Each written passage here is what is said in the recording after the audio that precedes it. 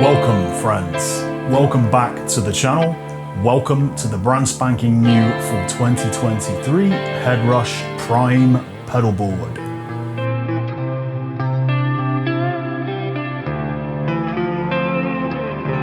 Now, as some of you may or may not be aware, I am a massive fan and long-time user of the Headrush modeling system.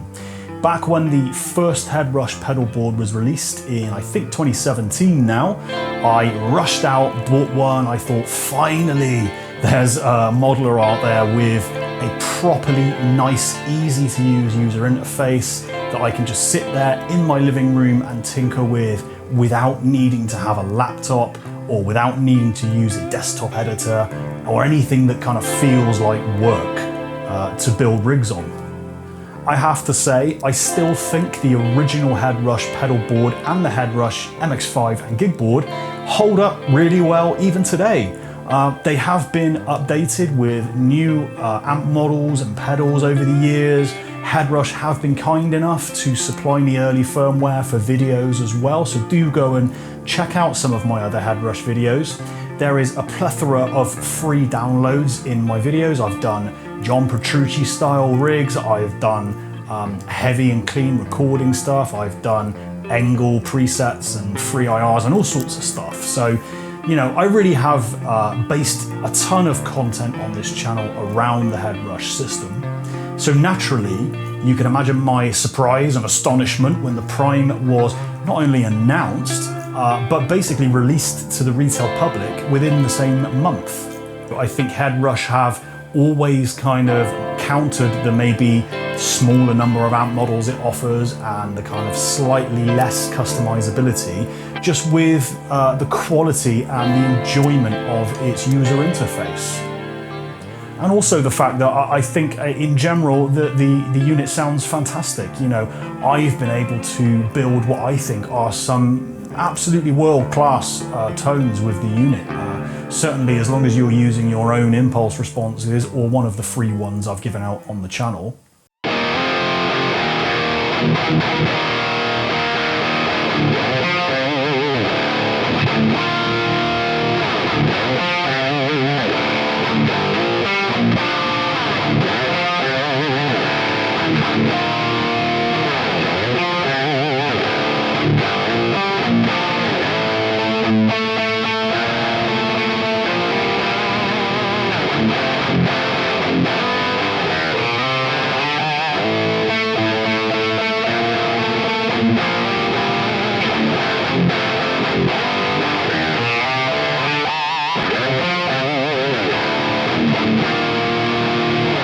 So the intention, it seems, with the Headrush Prime is to build on the success of the first pedalboard and the Gigboard, but now they're offering amp cloning, which is basically profiling that we know on items like the Kemper.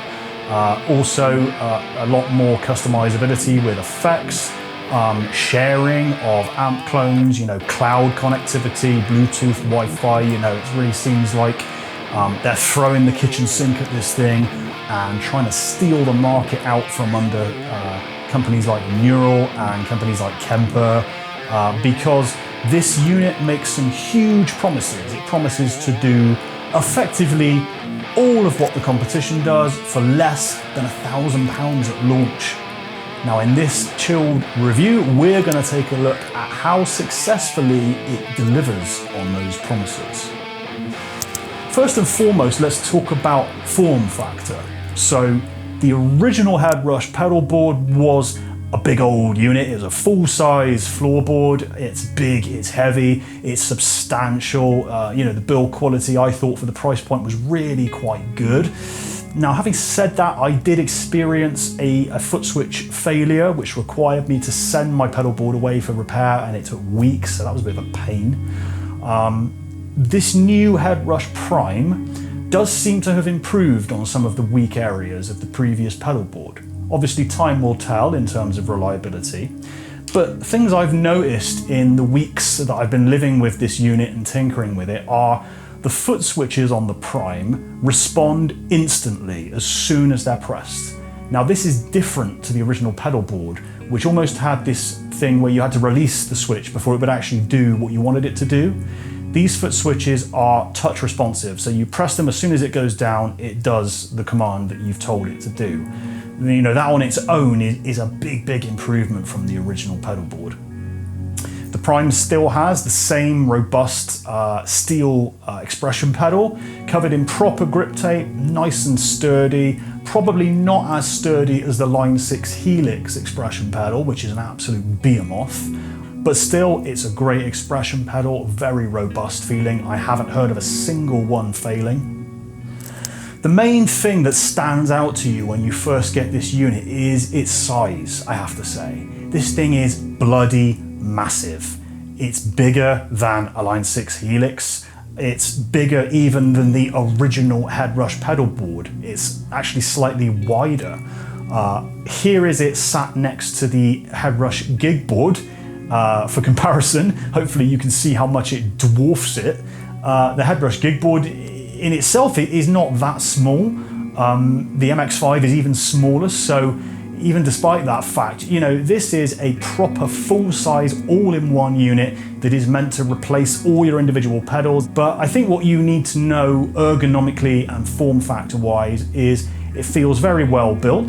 The foot switches are straight away an improvement on the original pedalboard, but I have to say that the gold kind of knobs and the gold kind of accents on the unit, they don't really work for me. I may just be nitpicking here, but to me it looks like they've taken inspiration from a Marshall amp. They've copied the tone knobs, they've copied the gold accents a little bit, but this thing is a brand spanking new cutting edge digital guitar modeler. Why would you put like a vintage design cue on it? I don't really know. To me, like the more kind of futuristic and minimalist and modern it looks, the better. I think the Quad Cortex is a great example of this. Super minimalist, clean, modern design.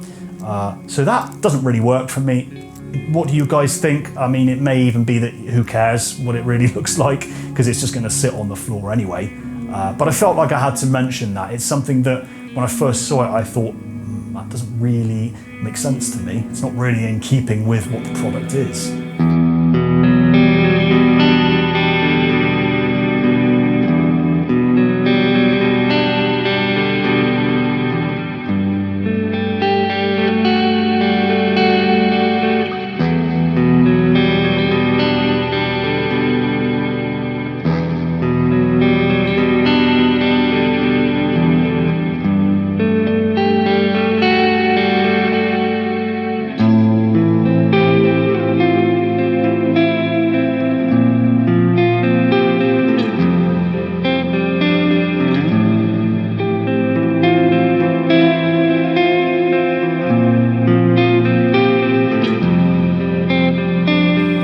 Common online criticisms that I read in online discussions of Headrush is that they are owned by a much smaller holding company than somebody like Line 6, who are owned by Yamaha, or somebody like Fractal, who are just a behemoth and have all their own kind of in-house R&D just churning away.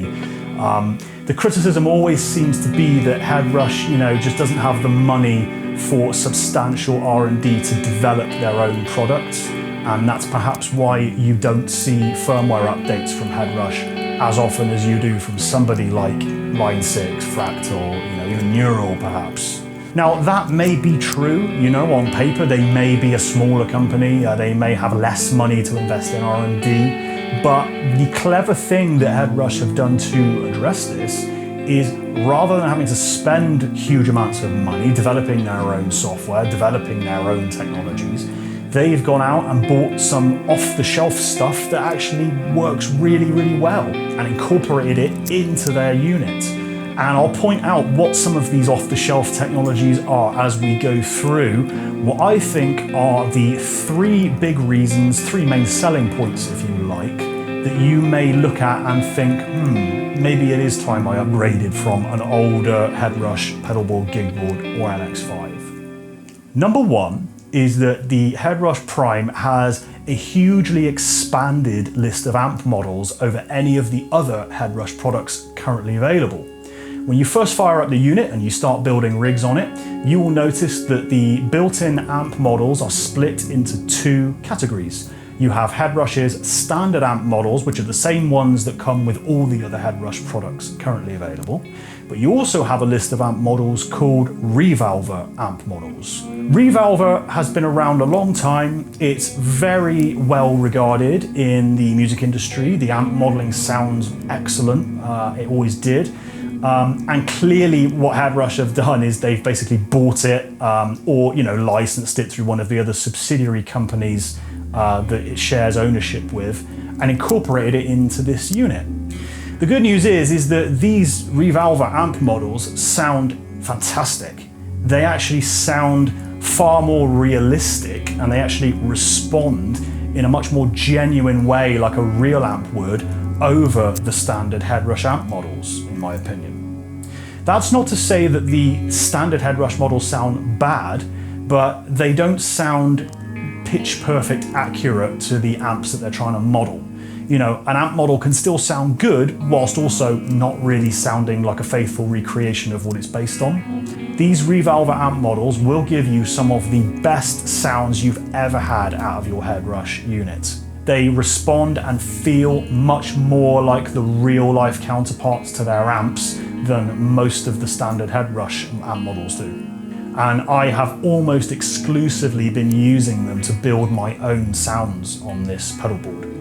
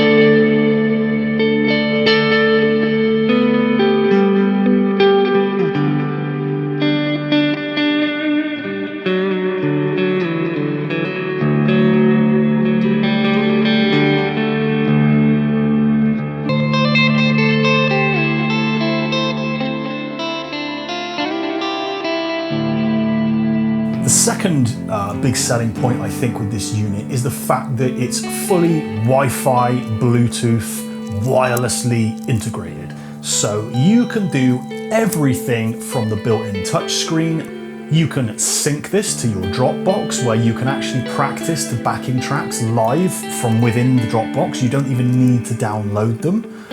Equally, you can download your own IRs, backing tracks, loops, that type of thing from your own Dropbox.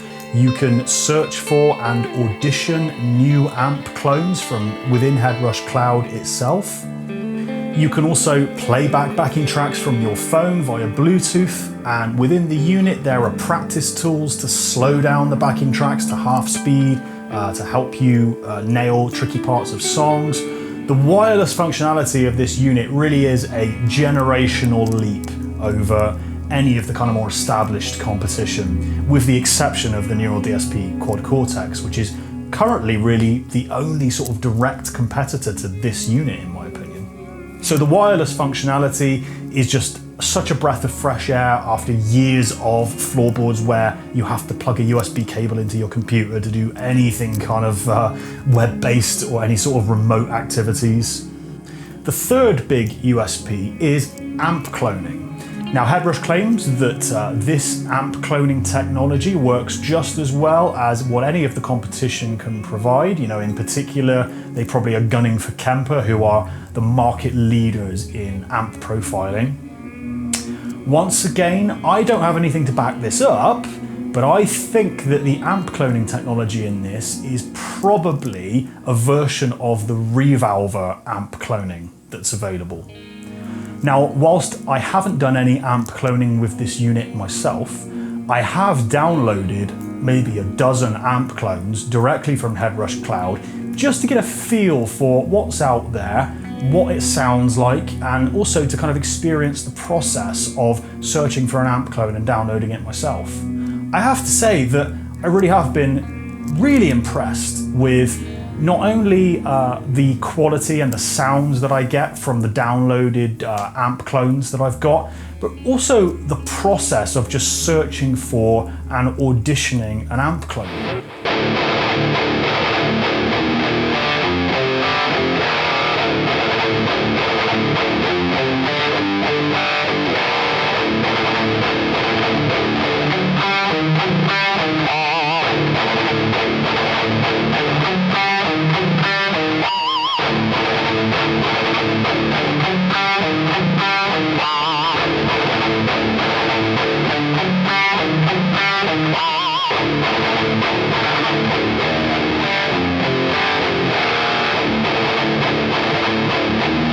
It really is as simple as like using an iPad.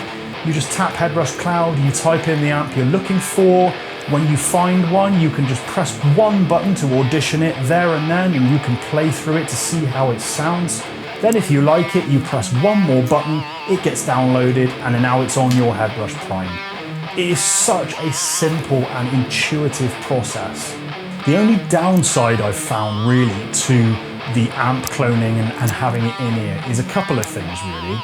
There doesn't seem to be any way to set yourself up as a vendor on Headrush Cloud currently. There are guys out there I know who make a living making high quality amp profiles and selling them. And it would be really nice to see Headrush like create an ecosystem for these people. Where they can have a store on Headrush Cloud. Fine, you know, if you want to take a couple of percent or whatever, I'm sure that could be understandable. But I really hope to see in future not only the ability to search for and wirelessly download amp profiles like you already can, but it would be fantastic if you could support your favorite content creators or your favorite profile makers, you know, directly within the unit itself. So I've given you my three kind of USPs, maybe the three biggest reasons I think you could probably justify upgrading to this unit over an older Headrush unit. However, this product, like anything else, is not without its downsides. Let's not forget that whilst this thing represents fantastic value for money at 999 quid, when anything that even comes close to doing what this pedal board does is 1500. This is a first generation product for Headrush. This is the first time they've released something with full wireless capability, with amp cloning, and it's not going to be without its bugs, right? There are just small things that regularly occur, such as whenever I switch between a standard rig and a rig that has an amp clone, the cabinet simulation that's built into the clone always turns itself back on, even though I've saved it with it turned off. Here's an example of that happening.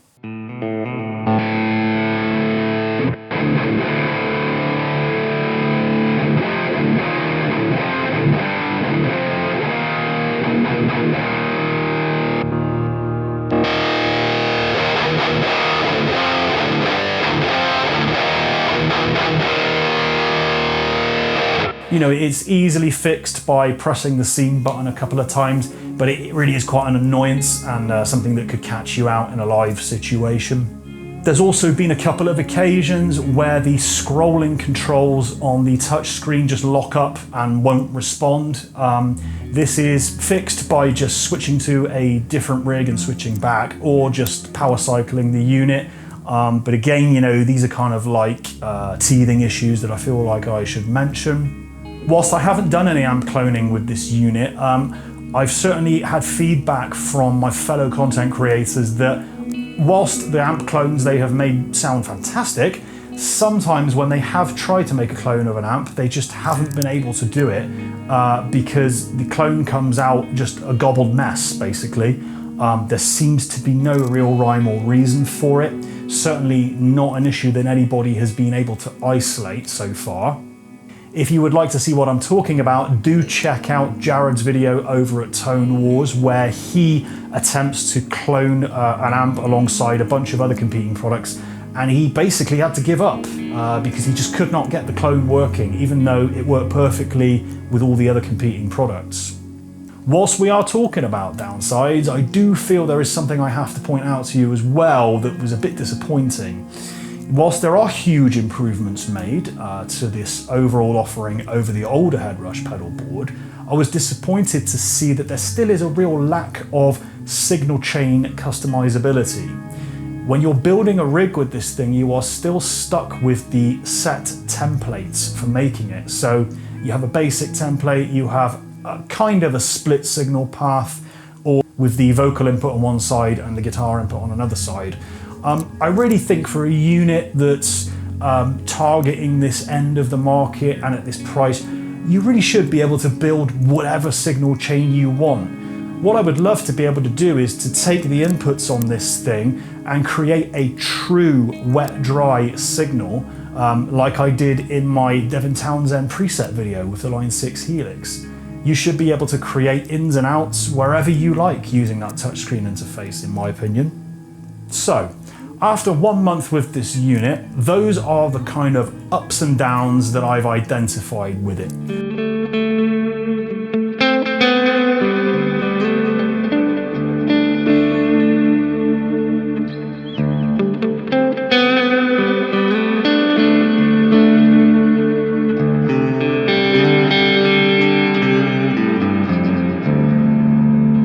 Planning on making a series of videos with this unit, including free preset downloads and tutorials, like I have done with a bunch of other Headrush videos on this channel. But I really wanted to put this out there as kind of the beginning of a long-term review of this unit.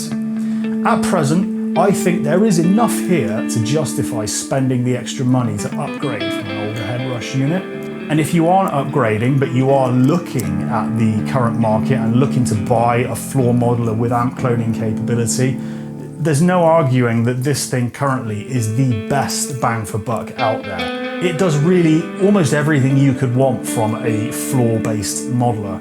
For 999 quid, it's a real powerful proposition. And I have to say that it mostly delivers on the big promises that it makes. I do think that the killer bestseller version of this product is probably still to come. Now what I mean by that is a smaller version of this unit, such as a gig board sized or quad cortex sized Headrush Prime, that's probably going to be a bigger seller than this big old tank of a floor-based modeler. People, you know, who replace their amps and cabs with all modeling kit, one of the biggest reasons they do so is the size and the weight saving. So I think there's probably going to be a smaller version of this unit to come, and I probably think that that will be the big seller over this full-size unit. Despite there being, I think, enough reasons to upgrade currently, don't forget this is a first-generation product. There are bugs, as I've pointed out in this video, that I'm hoping will be improved with patches. There is still a lack of flexibility with signal chains, and the Headrush Cloud as an ecosystem is still very much in its infancy. What do you guys think? Are you a current Headrush owner and considering upgrading, or are you in the market for a full-size modeling device that can do amp cloning? Either way, let me know what you think. Is this a real tempting proposition at 999 quid? Or do you think that it's still kind of lacking behind the big boy market leaders like Kemper and Quad Cortex? If you enjoyed this video or found it useful, please do subscribe to the channel. It really helps me, supports new videos, and it encourages me to keep grinding away at new content for you guys. Thank you so much to everybody who has financially donated via the Buy Me a Coffee link. Any and all financial support, no matter how big and small, is gratefully received from you guys, so thank you very much. Do keep an eye out for new Headrush Prime content. I have a ton of videos planned with this thing, including lots of free presets that I know you guys love. Until the next chilled review, do take care of yourselves, and I'll see you soon.